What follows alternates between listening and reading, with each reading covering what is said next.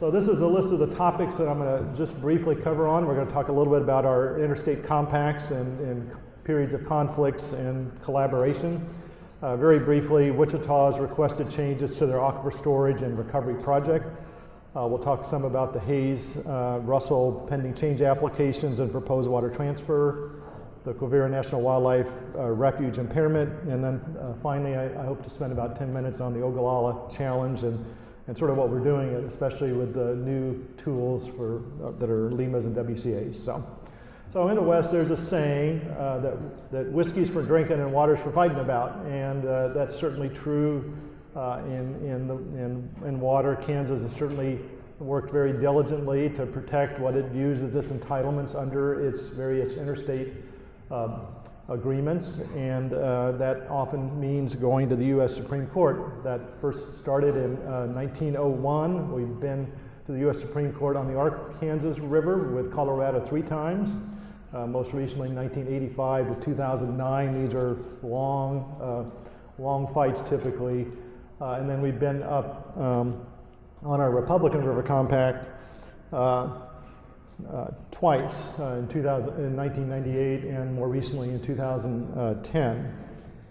So this pointer is not going to be very effective, unfortunately. So this going to court has sort of been a necessary thing. It's brought definition to what do these compacts actually mean, what are the obligations under these compacts that are often not particularly clear, especially as groundwater is significantly affecting the surface waters of these interstate bodies. But with that clarity, I think in both of them, there was a point when sort of the Supreme Court had said this is what it means, but there was a lot of stuff still to work out, and really we've sort of in 2005 on the Ark River, David Pope and his team, the state's teams, worked to really flesh out a number of agreements that made the big agreement work for really citizens of both states. And we've seen that also on the Republican River. In 2014, we sort of switched from the litigation mode and from the definition that the court brought to how do we make these agreements work for both states. We met with the Kansas and Colorado counterparts, Colorado and Nebraska counterparts on the Republican River monthly. Tracy, Jackie, myself, and our teams to really work these things out. They resulted in a series of sort of interim agreements to try and mesh their compliance plans with Kansas needs, and ultimately in 2016, long-term agreements that are working. These compacts finally are sort of in normal mode, which is we haven't had for a long time. In August of this year, Kansas and Colorado reached agreement on claims about Colorado's past violations. Colorado's going to be providing us $2 million here at the end of the year that we can use in our South Fork Republican Basin, and they're also going to be investing $2 million in their part of the basin just above us that will bring more water to our water users. Okay, so that's that. So we're going to move on to Wichita's Aquifer Storage and Recovery Project. What ASRs are is you have an aquifer that has some storage space, you have a source of water that's available, typically a surface water source. You treat that water, inject it into the ground, that's the aquifer storage piece, and then later you recover that water when it's needed. So the city of Wichita has the state's only aquifer ASR project, they're called. It was approved in 2 phases. Phase 1 was sort of focused on slowing the migration of the Burton salt plume. Phase 2 was more in the heart of their well field. The city is requesting 2 changes to their already approved ASR project. The first, they're requesting that there's sort of a box that has lateral sides and tops and bottoms that says where you can put this water, where you can take it out. Well, the bottoms of that basin storage area, it's called, are higher than the city needs. Basically, in 2011-12, we started seeing water levels drop there, and they want this project to work to supply their long-term 1% drought needs. So they're going to rely on this if we get a drought of the 30s or a drought of 50s again in sort of years, 3, 4, 5, the later years of the drought is what they plan to do. But basically, they've done some modeling that shows they need to lower those bottoms so they don't have to take the credits earlier than necessary. And those bottoms are still quite high in the aquifer. They vary from 72% full aquifer to 86 in different parts of the basin storage area. Secondly, the city of Wichita about 15 to 20 years ago switched from the Equus beds being their primary source of water to Cheney Reservoir, and then they supplement with the Equus beds. So 40,000 acre feet of demand they historically got from Equus beds, they now get out of Cheney, and that's allowed the aquifer to recover. That and then some more recent precipitation events. So when the aquifer is full, it's tough to generate these credits, so they're wanting to develop credits in a new way. And so one of the second major proposal then that the city has on the table here are something called aquifer maintenance credits, or AMCs. Again, a new way to generate recharge credits under their project. They would divert water from their existing ASR structure on the little arc, treat it. They would recharge it to the extent that they can into the aquifer, but if there's not recharge capacity, then they would take it to the city for a credit.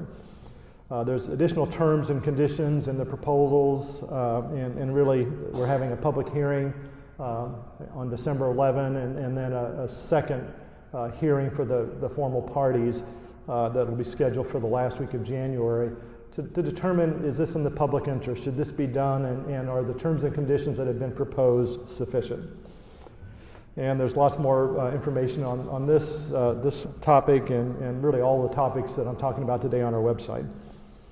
All right, so next I'm going to go on to the Hayes Russell proposed changes, pending change applications that are before me, and proposed water transfer. So the city of Hayes and Russell in the early sort of 1990s purchased what was called at that time the Circle K Ranch. It's now the R9 Ranch, a ranch that has 7,600 acre feet of water rights for irrigation, obviously. They purchased the ranch with the purpose of that being their future long-term water supply. A few years ago, the decision makers with the city councils directed staff to start working on this proposal. It's going to take several years to develop, and so the result of that was they filed their change applications to change the 40 water rights with 58 points of diversions from the current irrigation use on the ranch to municipal use for the cities.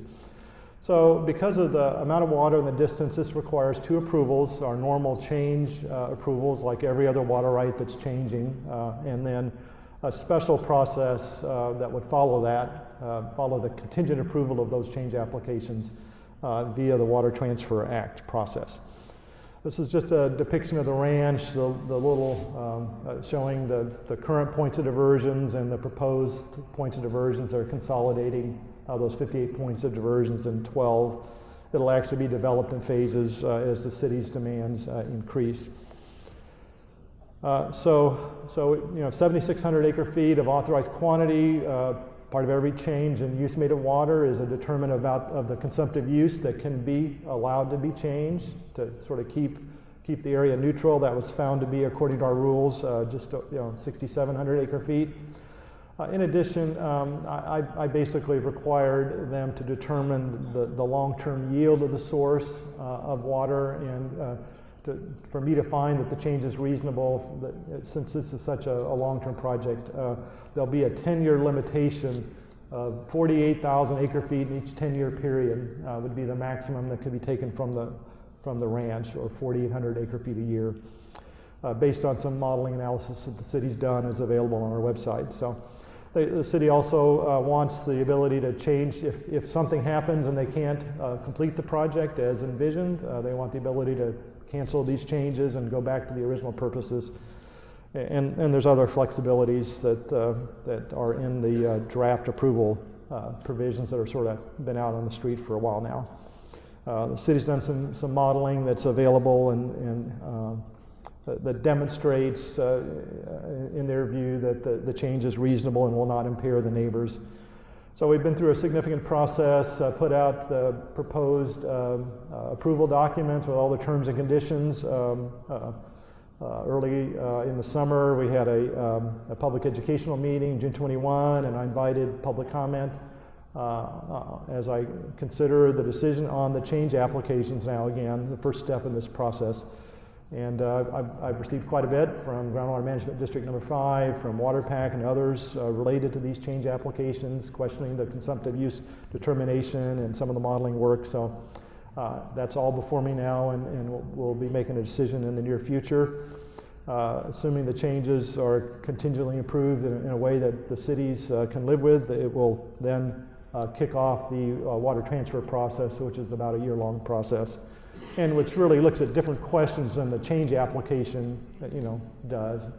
It really looks at sort of the weighing of, the effect of the basin, where the water's coming from and where it's going to. Again, more information on our website on that one. Okay, next we'll talk a little bit about the Quirra impairment, Quirra National Wildlife Impairment. This is a wetland complex, saltwater wetland complex. It's one of two major wetland areas in the Central Flyways in Kansas, wetlands of international significance. So it's a surface water right, very senior at the bottom of the Rattlesnake Basin.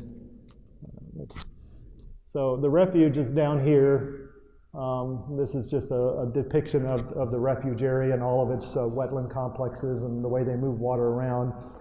So this is a very senior water right, and above it are it's about 1,600 junior groundwater wells.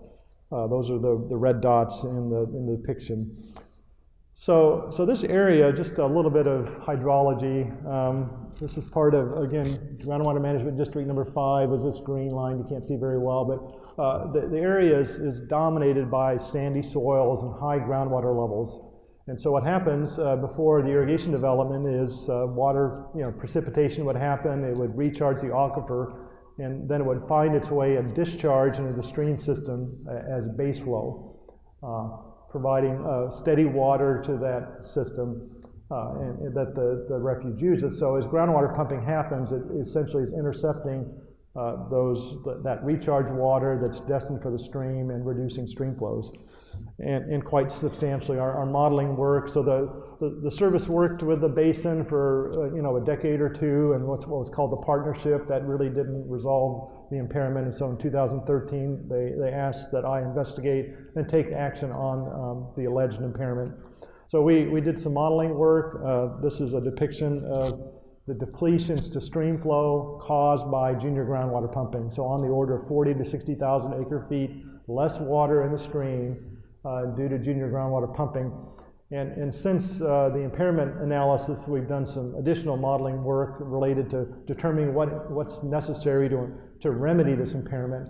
And we find that these depletions continue to go up over time, resulting in less and less stream flow, less and less base flow to systems. So this depiction is the impairment we found looking back at the period 1974-2007, matching the depletion stream flow with the service's water right and timing needs, and we found regular and significant impairment. And again, with the current level of pumping producing more and more stream flow depletions, less and less stream flow, that impairment over time, unless there's other actions, will continue to increase in both regularity and in magnitudes.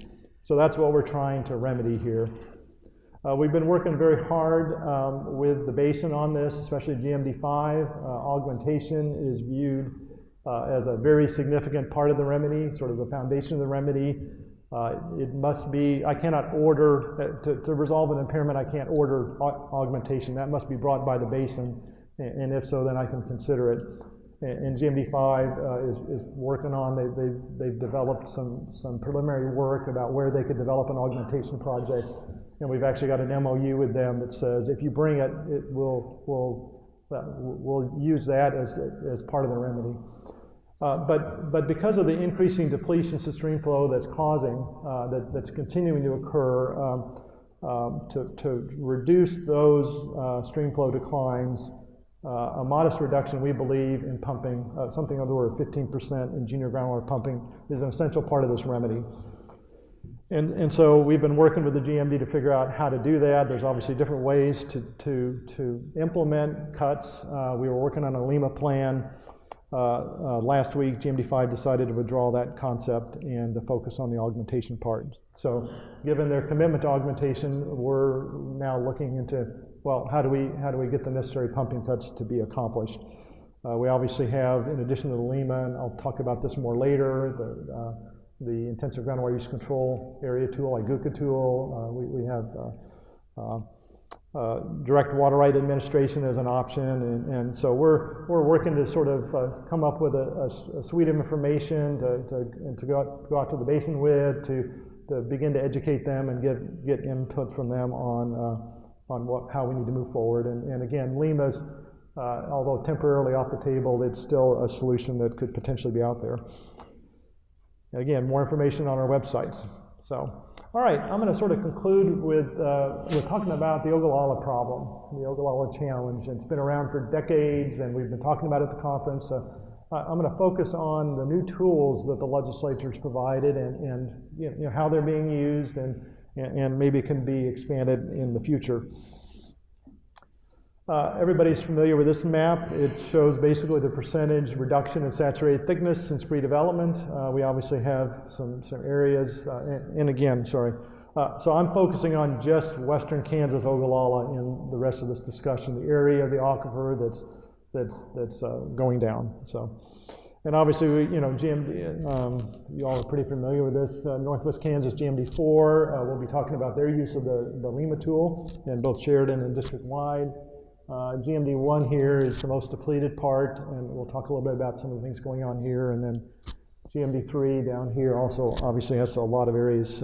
They've got some areas that have got some good water in the south, but obviously a lot of areas that are in decline. So the legislature's been signaling and recognizing this problem and trying to help craft some frameworks for solutions, really all the way back to 1972 when they passed the Groundwater Management District Act. I'll come back to that. In 1978, they strengthened that act and gave this IGUCA tool as an option. We'll talk about that here in a minute. In 2012, the Lima tool. We'll talk about that. In 2012, they also worked to start getting rid of the use it or lose it mentality that's out there by eliminating abandonment of water rights for non-use in closed areas of western Kansas. 2015 WCAs, we'll talk about that. And then in 2015, again, another use it or lose it. They require in any IGUCA, Lima, WCA, any conservation program that the chief engineer implements, that due consideration of past conservation be a part of that plan. You will not be punished for your conservation, is what the legislature is telling us. And we take that very seriously. So the GMD Act was passed in 1972. They've done a lot of great things. They closed the districts. They've got criteria for changes to make sure people aren't hurt as people move their points of diversions and change their water rights, metering, groundwater models, studies, a number of incentive-based programs, but really not much to directly scale back pumping with all those declines until 2012. So the IGUCA tool was the first tool in 1978. It basically says if we got an area that's in decline in a groundwater system, we can have this extraordinary process to look at options besides just strict first-in-time, first-in-right administration of groundwater systems. So it provides for some flexibility in terms of crafting solution. It requires a hearing process because you're adjusting the water rights. But the decision's made by the chief engineer based on the record what to do about that problem in the end. And I'm not going to go through this. We have 8 IGUCAs. The thing I want you to notice in this slide is none of them are in the Ogallala, which is really, in my view, what the legislature was trying to provide in this act. And I think a lot of the reasons why is the decision is the chief engineer's, based on the record, what to do about the problem. I think there's always been a concern about what he or she might do. So in 2010, so Wayne Bossert, former manager of GMD4, the GMD4 identified 6 high priority areas, they're called. They're the areas that had the most significant use and the highest declines, and they started going out and meeting with these people multiple times, showing them the information, showing them what the future looked like, asking them what to do, and one of them, the Sheridan County, Sheridan 6 it's called, they wanted to band together and reduce pumping by 20% to make their future better, to lengthen the life of that aquifer in their area. And we explored over a couple years a couple options, and ultimately the Iguca option, and they just weren't comfortable with this chief engineer deciding what to do about the problem. So Wayne and the KDA went to the legislature and basically got this LEMA tool crafted. I'll talk about it in a second here. And just as soon as the LEMA tool was passed, the Sheridan 6 LEMA process was proposed, went through the 2 hearings, and was implemented for 2013 to 17, and then last year we went through the process again and extended that to 2018 to 22. Their goal was to reduce 20%. So again, a LEMA is basically, it's very like an Iguca. The big distinction is that the GMD offers a plan, and we have 2 hearings to determine is it necessary to have a LEMA here? Do we need to adjust water rights pursuant to the GMD's plan? And should the plan be adopted as proposed? Yes or no? So the chief engineer isn't deciding what to do, it's deciding whether to adopt the GMD's plan. So is Sheridan working? Chris Badel at the 9:30 hour will talk more about this tool that we're using to develop. I'm required to evaluate these plans regularly, both LEMAs and WCAs. And so we're developing a tool because dominantly irrigation is going on there that goes up and down according to precip and evapotranspiration. We've actually got a tool that he'll talk about where we sort of look at the pre-management action phase, in this case pre-LEMA phase, and correlate pumping with those precip and ET. And then we look forward and say, all right, if the management action didn't happen, what does that predict about future pumping? And compare it with what actually happened. And so 2013 here, this is the pre-management, pre-LEMA area. And so this is what they would have pumped if they just kept on going. It was wetter, so it would have been less. But this is where they were pumping. This is what they have pumped. And so basically, it's been wetter, but they've pumped 32% less than the climate predicted amount. They've actually reduced their pumping by 39% from the pre-development period. So almost 60,000 acre-feet of savings in the first 5 years of this LEMA. That's 60,000 acre-feet that these water users have for their future.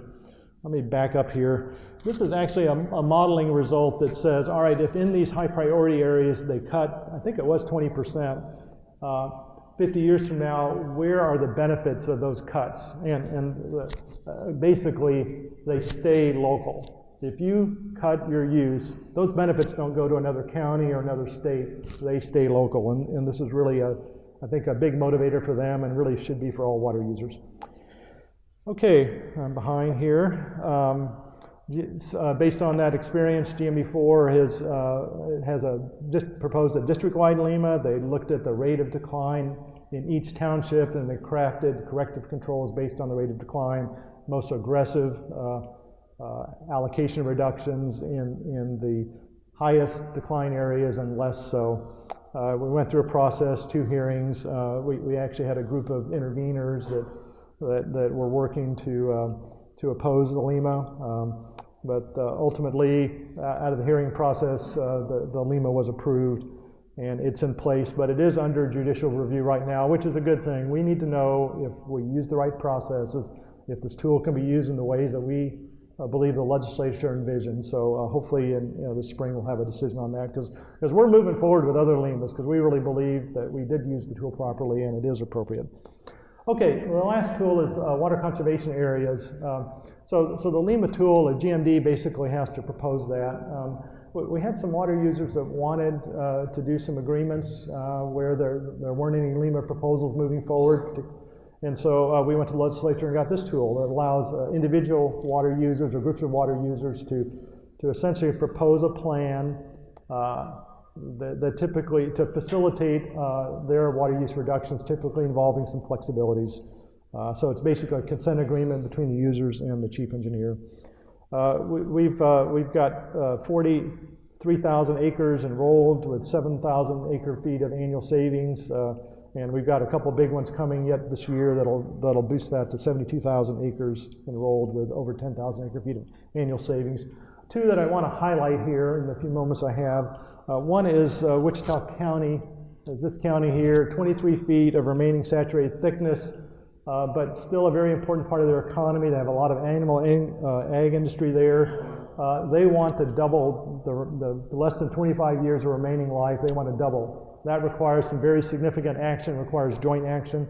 So they got together and had a very significant process to come up with a WCA proposal that was approved. It has 4 7-year periods. You start with a 29% cut on your 2009 to 2015 use, which is already significantly down from historic, and it goes up to 50% reductions. But that's what it takes to double the life of this aquifer in this area. So, but everybody opts in voluntarily to this thing. So we have 25 consent agreements, 13,000 acres, about 20% of the irrigated lands of the county that are in this WCA. So a good start, but they want to continue. They're continuing to push their WCA, but they're also asking GMD1 to consider a LEMA in the area, which they're actively doing. So, and then finally, Kearney-Finney County.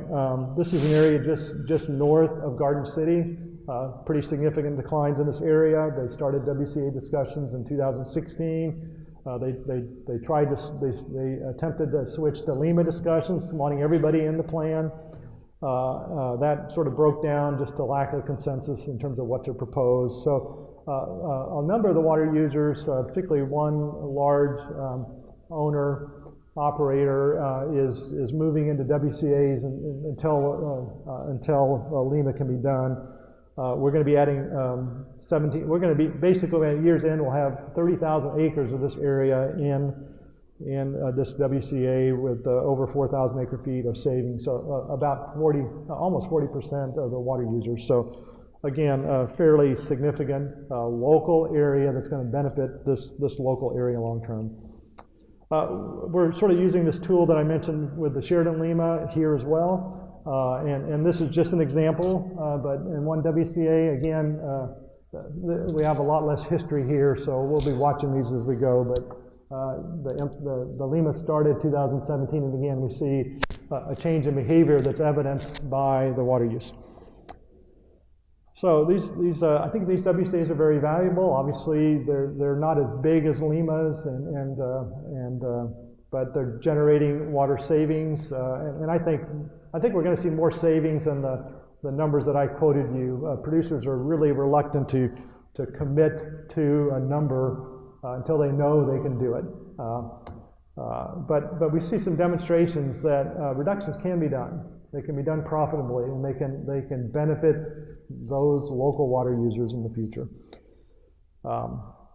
So anyway, next steps, again, we've got some significant actions locally, and those benefits will be there. We continue to have problems of declines. Individual water users can take action without a WCA and benefit their futures. But really expanded joint use of these LEMA tools is really where we need to be going, I believe, to extend the regional economies that are dependent on the Ogallala. Change is difficult. We've heard that at the conference here. It's not easy, but I think we're seeing it's possible, and the benefits are long term. So talk to us or your GMD if you want to know more about these tools. So more information on our website. Our time is up.